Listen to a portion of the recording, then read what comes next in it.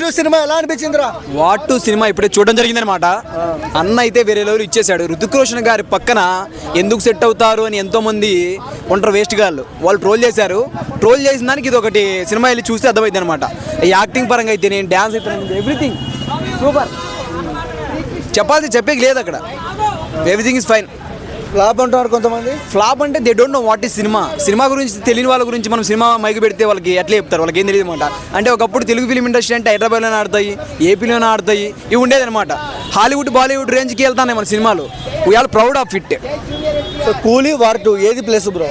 రెండు బాగానే ఉన్నాయి బాయ్, నేను రెండు చూశాను. పొద్దున్న 7 గంటలకు వచ్చేసి వార్ 2 అయితే చూడడం జరిగింది. 10:30కి మళ్ళీ ఇప్పుడు కూలీ చూడడం జరిగింది. ఓకే ఫైన్, రెండు బాగానే. అంటే తెలుగు అంటే మాస్ అంటే తెలుగు, అందుకని చెప్పి కూలీకి చాలా మంది ప్రిఫర్ చేస్తారు. బాలీవుడ్ హాలీవుడ్ రేంజ్ కార్లు పైకి ఎగిరేస్తామంటే సెట్ అవ్వ మనోళ్ళకి, మన తెలుగు ఆడియన్స్కి. అందుకే చాలా మంది కూలీకి అయితే షిఫ్ట్ అవుతూ ఉన్నారు. కానీ వార్ 2 చూసిన తర్వాత కూడా ఇది కూడా బాగానే ఉంది అని చెప్పే స్థాయికి వాళ్ళు వస్తారన్నమాట. చూసిన తర్వాత అర్థమైంది వాళ్ళకి. ఓవరాల్గా ఏం చెప్తావు ఎన్టీఆర్ అన్న గురించి? ఎన్టీఆర్ గురించి చెప్పాల్సిన అవసరం లేదు భయ. Single take actor Telugu film ఇండస్ట్రీలో ఎవరైనా ఉన్నారంటే ఎన్టీఆర్ అన్న. ఆయన బాడీ గురించి కటప్లు ఎవరైనా ట్రోల్ చేసేటోళ్ళు వాళ్ళంతా వేస్ట్ ఎనఫ్. ఆయన మాట్లాడే స్థాయి ఎవరికి లేదు.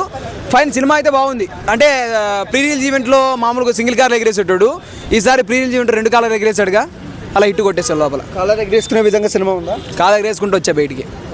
కాదు, కానీ కొంతమంది చూస్తే క్లైమాక్స్ ఎన్టీఆర్కు ఎక్కువ ఇయ్యలేదు, హై అంటున్నారుగా.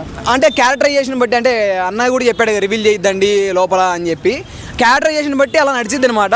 లాస్ట్లో ఈక్వల్ వస్తారు ఇద్దరు, రుతిక్ రోషన్ గారు అయితేనేమి, దాని తర్వాత ఎన్టీఆర్ గారు అయితే ఈక్వల్ అవుతారు.